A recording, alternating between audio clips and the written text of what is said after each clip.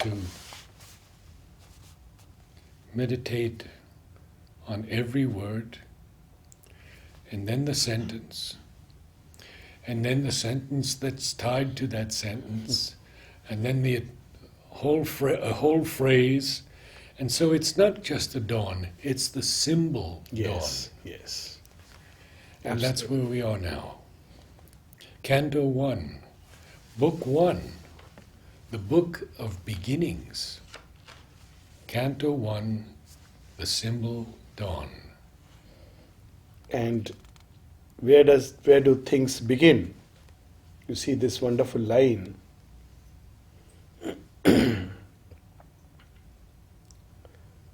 It was the hour before the gods awake. Across the path of the divine event, the huge, foreboding mind of night, alone, in her unlit temple of eternity. What a wonderful beginning this is. Night itself is a preparation. She is lying in the temple of eternity. What is this temple of eternity? The cosmos is this temple. How we limit God to a small space of time. How liberating this is. Like before the prayer, it reminds me of, it happens in temples, that before people can come and open, the temple is open for all. This person who goes and sweeps the floors. Here also we do it at the Samadhi. Yes. What does night do? She comes to do that. She removes all that dross, everything. And then when everything has been done, she waits. Waits for whom? For the light to come. Yes. Unlit temple of eternity. Yes. What is that divine event? Of course, at 3 levels we can see it. The story of Satyavan and Savitri is a divine event. It's not just a everyday life story. After all, people die every day, but nobody comes back from the land of death. So it is a event of capital importance, because if it can happen in one life, it can happen in another life. The possibility is born. Yes. Creation is a divine event. Yes. It's not a accident superimposed upon time. And the birth of Savitri is Birth a of divine Savitri is a event. divine event. And most importantly, every day there is a divine event that takes place. The conquest of light over darkness. Yes. This is the divine event. But night sits on the way. It is the antagonist of the play. It only ends up, as we will see later, it only makes the process more complete. Yes. So that's how it starts. And a foreboding mind. Foreboding mind of night. There is in it, this word foreboding, Yes. of course, is normally used for people, when they are anxious or they are brooding over something. Foreboding normally used, something that is going to happen. Right. But Usually here- negative. Usually negative. A warning. Yeah, a warning. Now, the beauty is seen from one point of view. For the night, it is, of course, going to die. It's like for the ego, death. Death of the ego is something which people are afraid of. That's why people are afraid of surrender. That's how the mother says. Yes. So for it, there is a sense of foreboding. It knows my days, my moments are numbered. And yet it waits. It has done its job. Look, simultaneously there are so many layers. Why? Because she has hidden many things in her folds. Yes. And she is waiting that, look, I have done my work. Now you have to come and take it. Like much later he would say, and the asuras wept with joy for the end that was close. Right. So you see, it's very interesting that, darkness had its own role. And now it waits to deliver these things to the light. But in the process, it is going to die. Its existence is going to be annihilated. And it is on the marge of silence. Marge of silence. It's a whole state of hush. Yeah. There is not yet either the workings of the gods, because they are not awake, Right. nor the stir of creation and the created things. Yes. So it's on that, it's waiting, expectant, it is hiding things in its own fold, like the womb holding the baby inside Yes. before the labor pains have begun. Yes. So it is on the silence march. But of course, every line is a wonder. Yes. But I am just, these lines. Look at this: turned from the insoluble mystery of birth, a power of fallen, boundless self awake between the first and the last nothingness. Nothingness. That's why it is called as the shadow. The first nothingness is the state of supreme existence, indefinable. Sometimes you will see the same word used for both. Inane. Inane is a word Aurobindo used for both. Yeah. Beyond reason, beyond thought, beyond senses. You cannot grasp it. None of our garbs hold any meaning there. That's why when the description of unknowable, pursuit of the unknowable, Aurobindo says it's like a high negation, a zero, the eternal no. It's something which, like a zero sign of the Supreme. Yeah. You cannot say what it is. It is a nothingness. And yet it is the zero carrier of Of the this all. And the same shadow in the inconscient. Inconscient is its shadow. Yes. So it is also a state of zero because nothing has really been born out of it. It also hides everything. But it's there. It's there. The Supreme Himself is there. Yes. When darkness was covered and engulfed with darkness, He was seated within it, immense and alone. And that's why He says, recalling the tenebrous womb from which it came,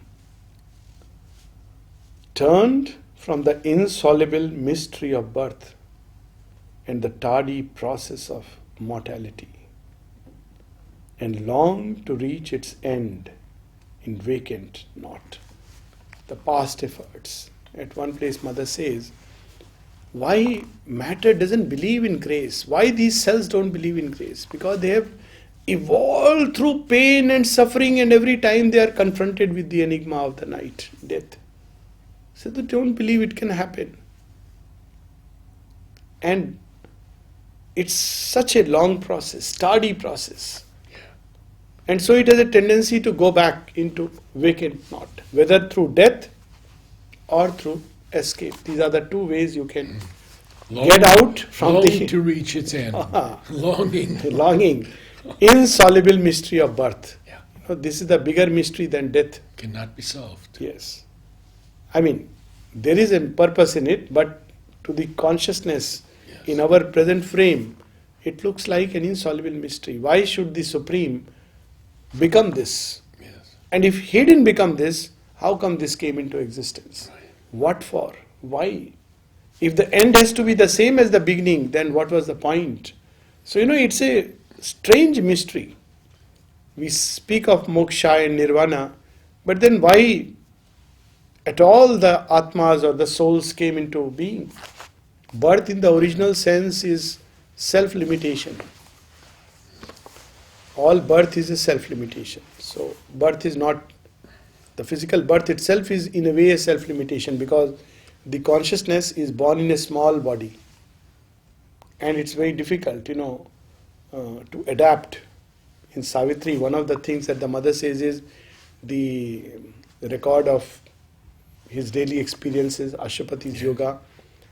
And then she says, the effort of the Divine Mother to adapt to earth nature. Yeah. It's not easy. So why that consciousness chooses to inhabit itself in such a small, dark, dingy corner of the world, of creation? Of course, it is explained, one becoming the many, all that comes much later. But to start with, Aurobindo allows that sense of mystery to remain. He allows us to reflect. We speak that death is a mystery. Death is a mystery that comes later. Birth is a greater mystery. Because if we solve the mystery of birth, we will automatically solve the mystery of death. Exactly. Why the one being chose to limit itself?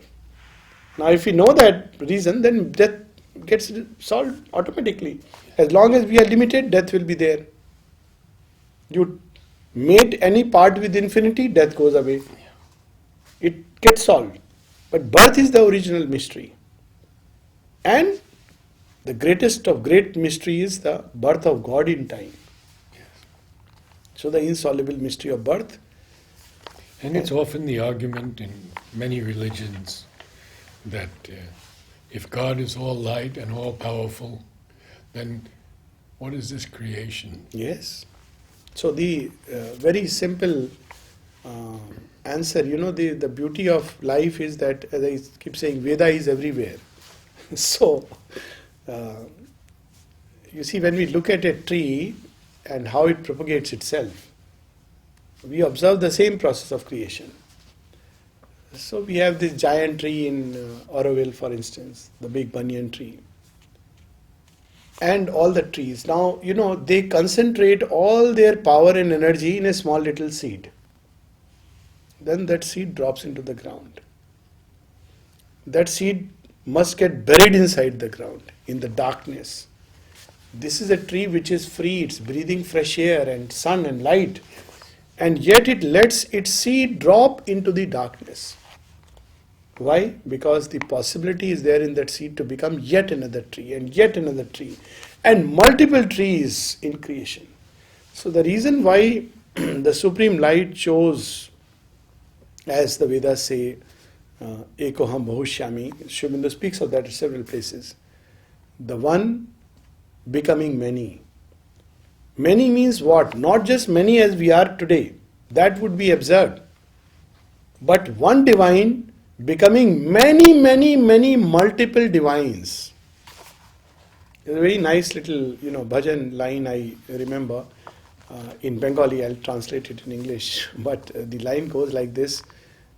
Amar eke Krishna mon bhare na, ami anant Krishna dube chahi. I am not satisfied with one Krishna. I want infinite Krishna to play with. So you see, this possibility is there, that there can be infinite divinities upon earth. Of course, it's not easy. How can such a challenging task be easy? But it is there as a possibility, therefore, and because it's difficult, the process is long, because it's not easy in that seed to manifest all the powers. That's why the struggle. How can strength develop without the struggle? Even avatars who come, they have to go through the process of struggle to bring out their full-blown divinity. I mean, we see that Sri Aurobindo experienced, the great realization of the Gita. In fact, the mother has used the word supramental experience, which goes one step further. When? When he was in the jail. Yeah. So, this is the process of bringing out the fullness of that which is within us enclosed. Now, that's the process, because, when we are confronted with the darkness, we bring out the best within us. It can either break us or it can reshape us. That's the beauty of crisis. And that's why you see these lines, as in a dark beginning of all things. I think this one line gives so much hope. Yes. Dark beginning of all things. When we look at a dark beginning, or let's say when we look at evil, because we have passed away from that stage, so it's evil to us because we are no more engaged with that state. But we can equally see it is good in the making. It's very strange, difficult to understand, but Yes. all evil is a good in the passing or a good in the making. So as in a dark beginning of all things. And when we look at our own life journey, you were saying so beautifully 50 years back. So very often I just feel tears of gratitude when I look back at my life 25 years back.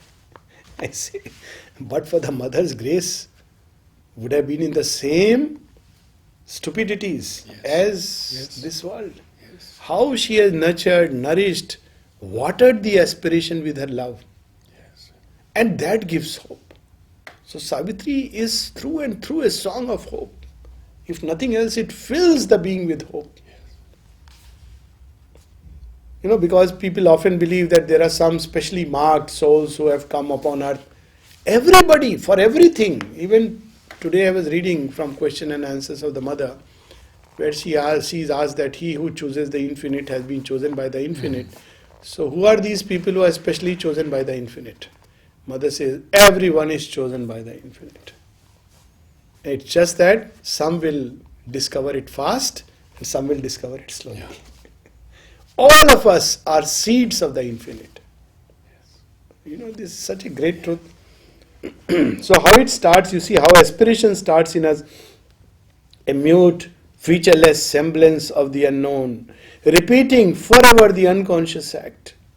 See, even when we turn to the divine, see, it applies at every level. Yeah. We repeat the unconscious act. Very often people wonder, people go to samadhi and they just touch their forehead to the samadhi and, they touch the flowers. And a lot of people don't understand it and they say, oh, will you get the divine? This is just mechanically, what people do in many temples. It doesn't matter. That's how things start. It doesn't matter. It's an unconscious act. Maybe we don't know to start with. Yeah. Whether it's conscious or unconscious. I would do it.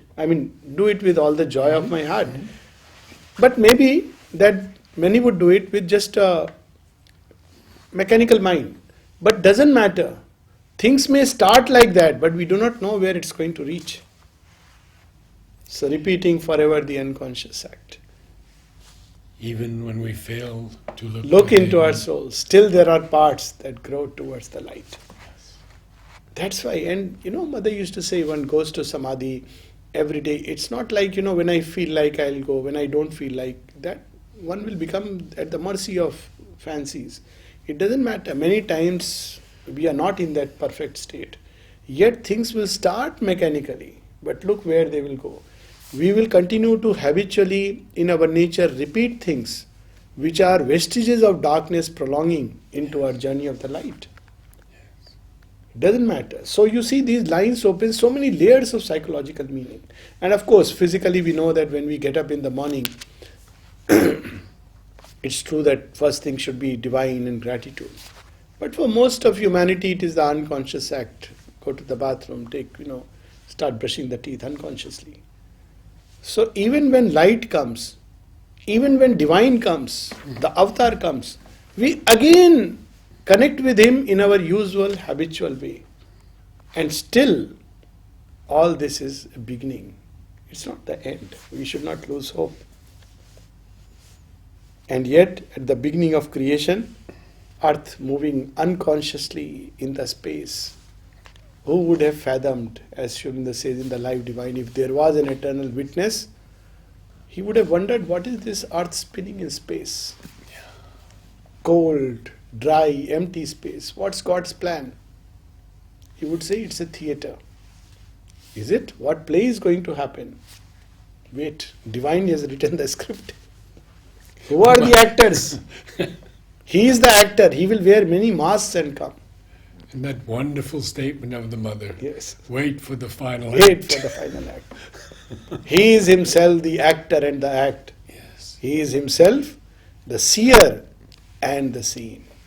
And the knower. Knower and the known.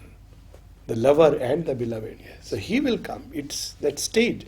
So you see this first canto sets the stage. Yeah. It's the backdrop of the epic. It reminds us at one level of the day and the night, which every day morning when we wake up, it's a message of hope. One more day to live.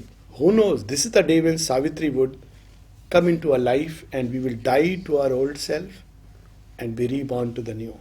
Who knows? The dawn in us. Satyavan did not know the dawn in us. He did not know that today he, forever the unconscious act. Every day, for him it was like, that also is described here. It was a noon like every other noon. For nature, when she walks, she goes on trampling, she doesn't care. So Satyavan gets up in the morning and he believes, well, like any other day, I'll go pick up some fruits, some wood for fire and come back home.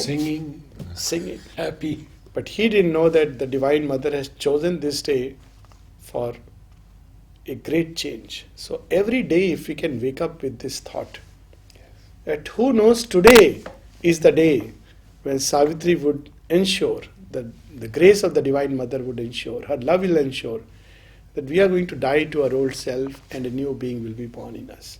She's accompanying us throughout. She's watching over us. Look at the beauty of this. Other days, Savitri doesn't go with him. No. It's that day that she goes with him. You know that story that Yes. when a man walks in darkness, he sees only one set of footprints. Right. I was carrying you.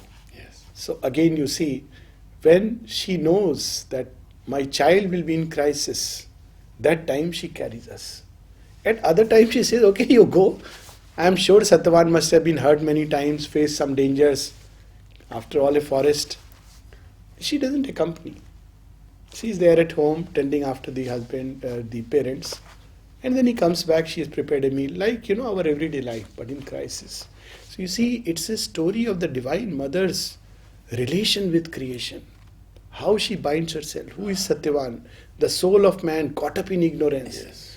The only thing that is needed is, like Satyavan, if we can just open to her. Descend upon earth with thy moon gold feet. And what does he say? All that I can give you is a thatched hut Yeah. and some sweet little nothings. Yeah. Not for your comfort. You are a Princess. Raj Rajeshwari. But will you come? And she sees the love in his heart and says yes. And when the divine says yes, the whole world, death, nothing can keep us apart. Yes. So this is the beauty of Savitri. This is the story of Savitri. So it appears and it goes on. So in the first canto we see this backdrop where at one level it's about the dawn when Satyavan has to die, but the beauty is, and Satyavan has to be resurrected. So though it ends with this was the day when Satyavan must die, at another level, every dissolution which opens the doors to a new creation. And for us, it's a hope. Yes. So, and that's why he says almost that day the epiphany was disclosed. Of which our life. Our life. So, every day we read the Veda that light wins over darkness. Where is the doubt over it? Yes. Yes. Every day we see it, witness God's glory. And you see that line of nature, we must read that, how the whole process of yagna in nature. It's a wonderful line on passage from page 4. Actually, every line is so wonderful. I am not going through it that way because, it's not possible. But look at this, we talk about yagna and we perform a yagna by lighting an outer fire. And then we offer, that's how traditional yagnas are done, the ritualistic interpretation. But what is that inner yagna? Yeah. The fire of sacrifice. And when that is lit, how do we look at creation? When she has lit it in us. Yes, it is, obviously, Yes. her grace. So on page 4, toward the end, we have All when she touches the omniscient goddess leaned across the breaths. Actually, these 4 lines are right, they remind of the story of the Rig Veda where the bride of Brahman moves far away from him. So you see the omniscient goddess leaned across the breaths that wrap the fated journeyings of the stars and saw the spaces ready for her feet. Yes. Once she half looked behind for her veiled son. She has chosen to veil that. Otherwise she cannot work.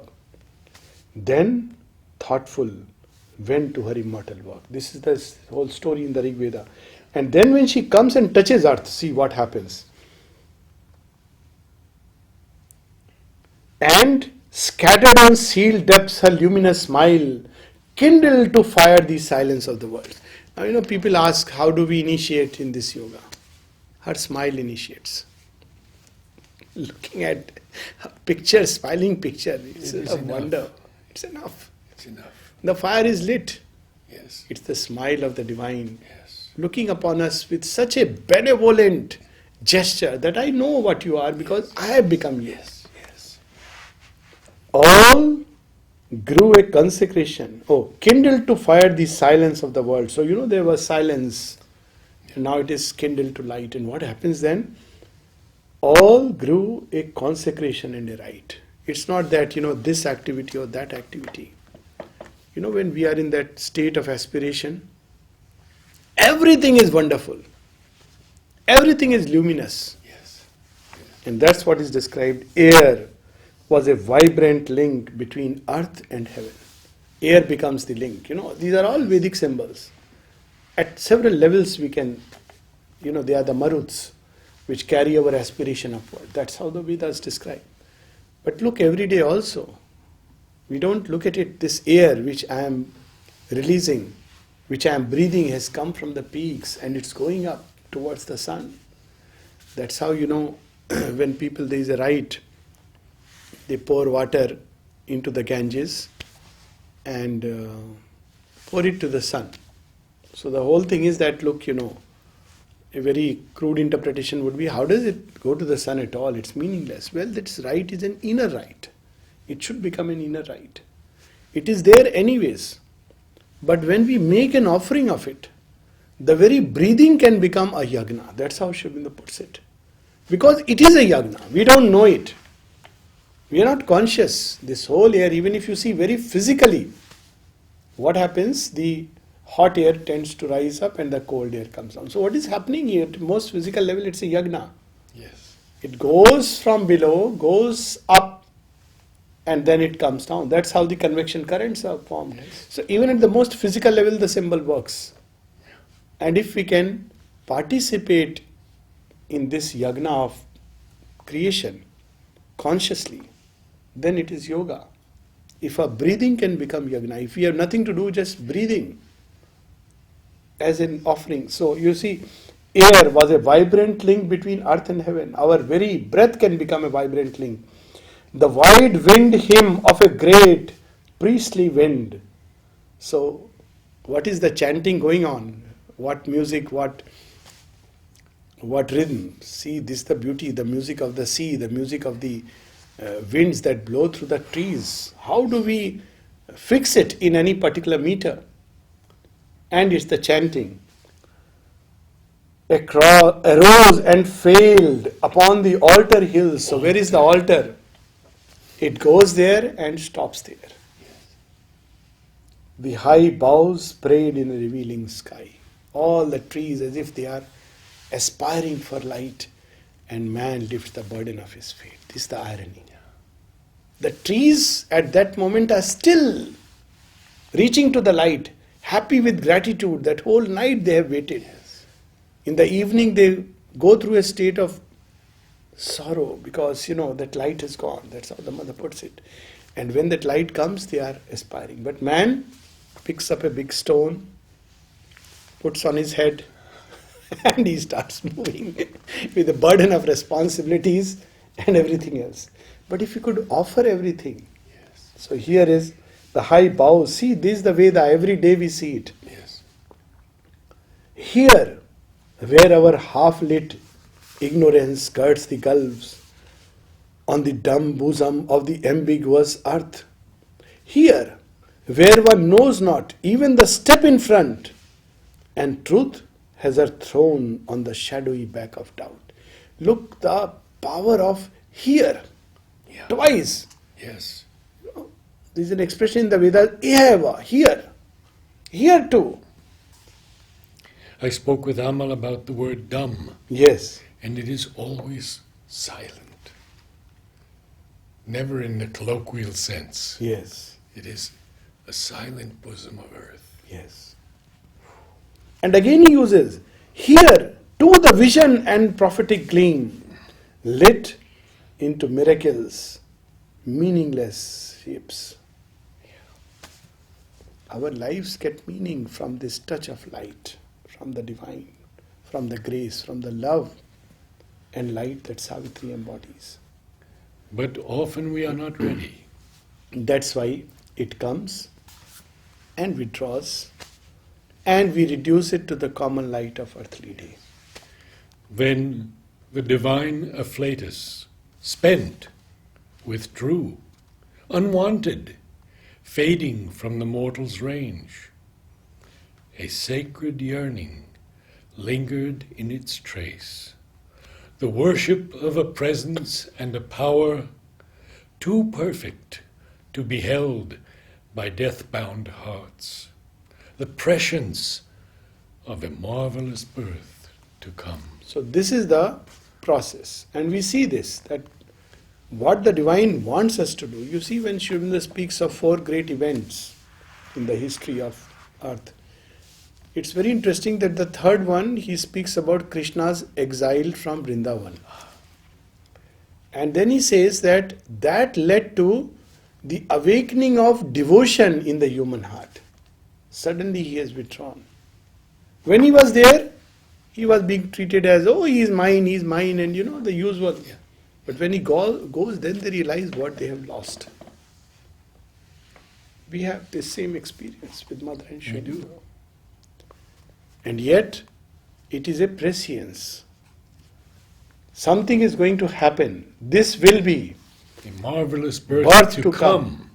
And it's quite natural that what it leaves in the heart, worship of a presence and a power, lingered in its trace. As he goes, then human beings realize, oh my God, what was here? What did we miss?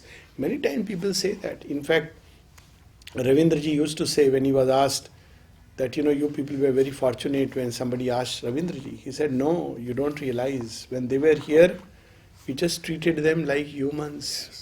Someone, of course, exalted. Yeah. But for you, you can directly come in touch with her. Because they realize suddenly, after the going behind the scenes, what they missed. Another sadhak, he was telling me that, when Mother was there, we were asking all sorts of silly and stupid things. Yeah. We could have asked for anything. And would have been given. So you see what happens with the majority, it is like that. But then, it's not that it is wasted. Human hearts are limited. But something it still leaves because it touches matter, and therefore the sense of the sacred awakens.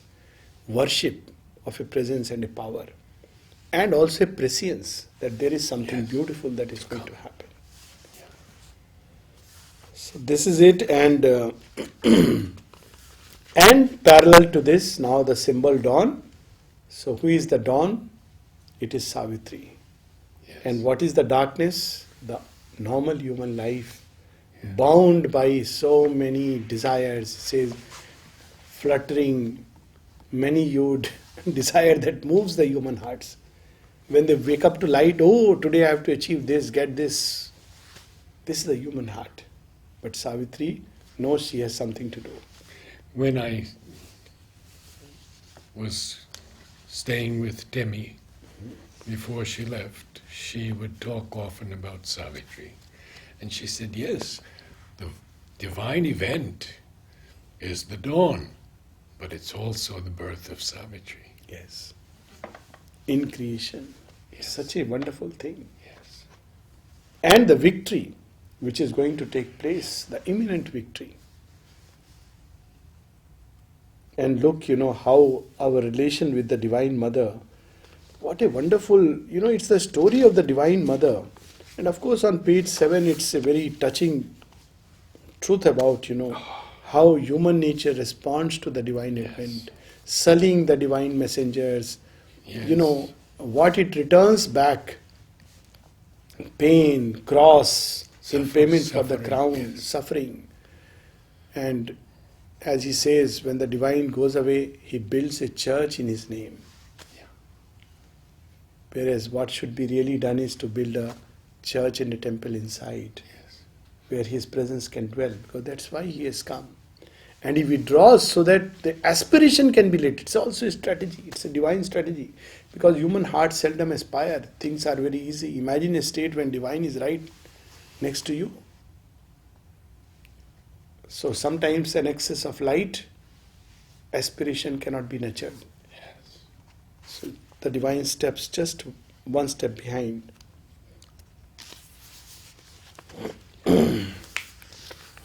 On page 8, as one who watching over men left blind takes up the load of an unwitting race.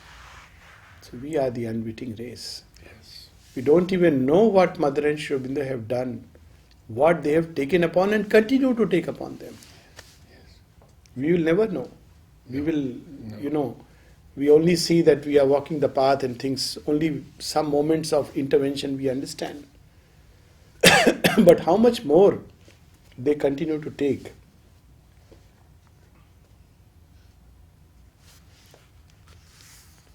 We could go over and over these Yes. same lines again for weeks and weeks. Yes, we'll And- just probably, Ah. close with these last few lines. On page 10. Rather on page 9, it's very interesting. All came back to her. Earth and love and doom. You see, that is the beauty of the divine embodiment. She at once sees the embodiment of that love. But she also identifies with earth nature. That's why we see many prayers in prayers and meditation where she is identified with the earth nature. It is the earth consciousness for which the divine comes. Man is only one embodiment of the earth consciousness, and it's a privilege given to him to change, to be the catalyst. But before man is there, evolutionary story is going on. Several times she has come for earth. It is the earth that aspires, the dumb earth, Yes. that speaks and aspires in man. Yes. And that is the beauty of this story. All came back to The her. ancient disputants. It's a struggle between love and doom, the labor of love that is pulling creation out of the dark abysses, and the doom which pulls it back again and again. So this is the struggle, Yeah. and the Divine Mother takes now upon herself the mortal's load. So this was the line which I wanted to read.